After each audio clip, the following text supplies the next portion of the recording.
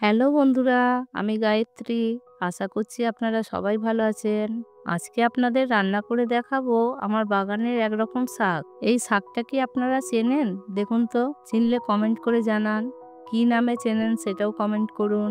আর আমার কোন কোন বন্ধুরা এই শাকটা খেয়েছেন সেটাও জানাবেন।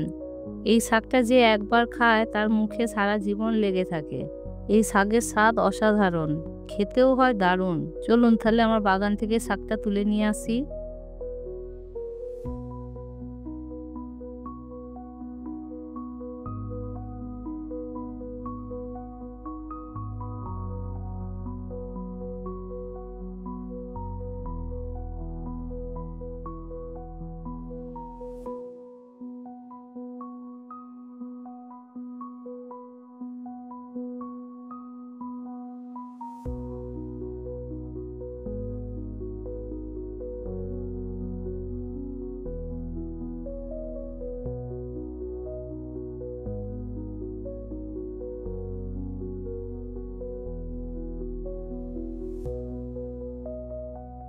শাকগুলো তোলা হয়ে গেছে।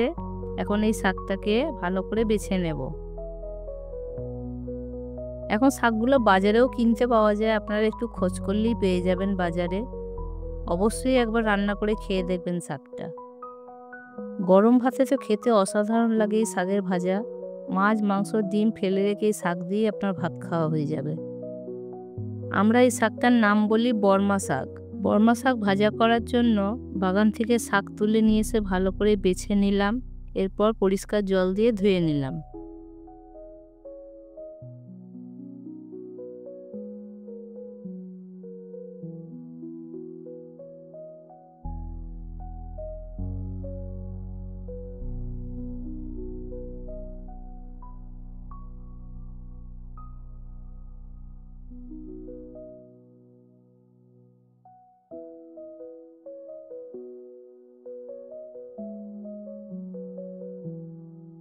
ঝিরিঝিরি করে শাকগুলো কাটবো, যত ঝিরি হবে তত খেতে সুন্দর হয় শাকের ভাজা।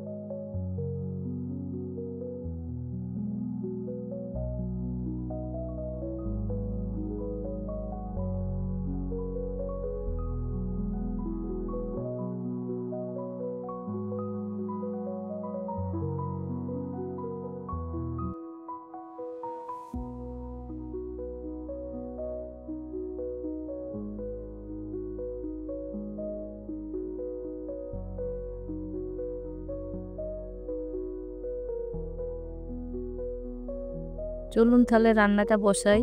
গ্যাস জ্বালিয়ে কড়া বসিয়ে দিলাম। কড়াটা গরম হয়ে গেলে তেল দিয়ে দিলাম।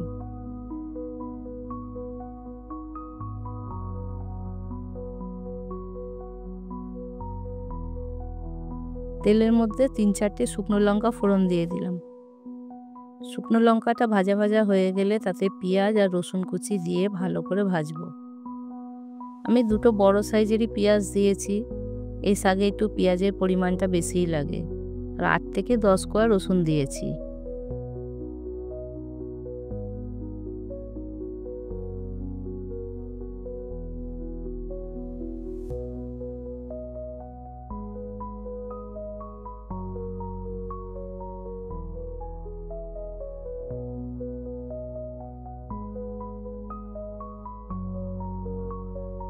দেখুন পেঁয়াজটা প্রায় ভাজা হয়ে গেছে। এবার শাকগুলো পেঁয়াজের মধ্যে তুলে দেবো।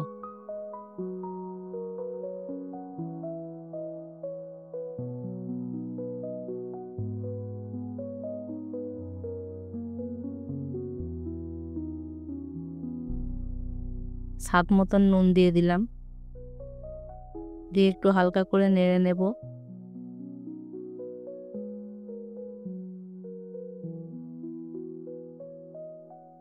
নুনটা ভালো করে নেড়ে চেড়ে দিলাম শাকের সাথে। শাকটা তাড়াতাড়ি নরম হয়ে যাবে। এখন শাকটা নরম হয়ে অনেকটা কমে গেছে। ভালো করে নাড়তে নাড়তে শুকনো করে এই রকম ভাজা হয়ে গেলেই রেডি শাক ভাজা। আপনাদের এই শাক ভাজার রেসিপিটা কেমন লাগলো খেয়ে কমেন্ট করে জানাবেন। ভালো লাগলে চ্যানেলটিকে অবশ্যই সাবস্ক্রাইব করে রাখবেন। আবার ফিরে আসছি পরের ভিডিও নিয়ে। Bye bye.